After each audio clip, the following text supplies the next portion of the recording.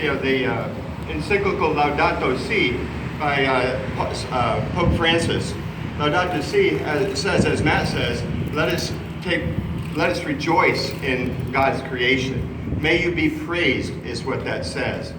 But we have to think about who it is that we are praising with. Laudato Si ultimately is an encyclical about right relationships. Again, what Matt just said. And the right relationships that the Pope calls us to are right relationships with nature, right relationships with the marginalized, and right relationships with the future. And if we don't have the one, we don't have the second, we don't have the third. He has this idea that goes all the way back into Catholic social justice teaching. It's called this doctrine of the seamless garment. It's a reference to John's Gospel where they cast dice for his garments because it was sewn in one thread. The seamless garment theory is that if you pull in one thread, the entire thing unravels. If you're a racist, you can't be an environmentalist. If you are not in favor of women's rights, then you cannot be in support of immigrant rights, because they are all intertwined, they're all woven together. So the Pope calls us to care about the environment as well as we care for the marginalized, as well as we care for future generations. We can't do one without the other.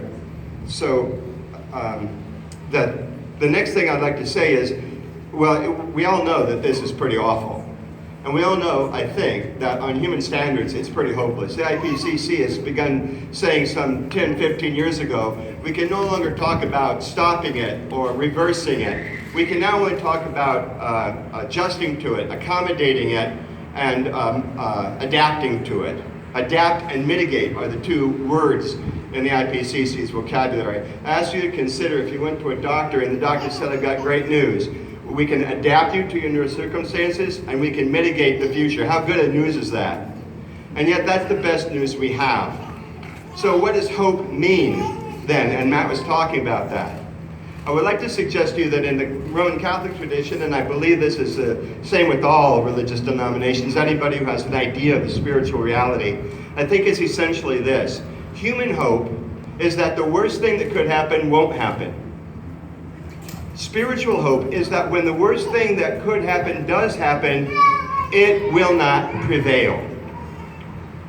Spiritual hope is not to avoid bad things, but to embrace them and not to be drawn down, sucked down, and lose our motivation because of those things. And I always get in trouble when I'm at rallies like this, but I'm going to say it anyway. It's really not about what difference any one of us can make. It's really about, are we doing the right thing? Are we acting in hopeful relationship with God, God's creation, the marginalized, and the future? And if we're doing those things, we can let the results, the consequences, take care of themselves. It's beyond my pay grade, frankly. And I'd ask you to consider one more thing. There's the practical considerations. What can you do on a very practical level? And there are three things. The first thing is, God dang it, vote. Yeah.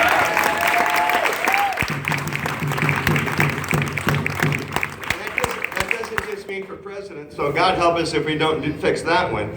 But we have to vote at every level of the government, from the local to the political, to the federal and beyond. So vote. The second thing is, we have to consume less. People say, well, less of what? Less of everything. Less of everything. And sometimes the things that we consume are not material goods. Sometimes the thing that we consume is other people's hope, is other people's spirit, is other people's dignity, because we're sucking it into ourselves. Consume less of everything. Got it?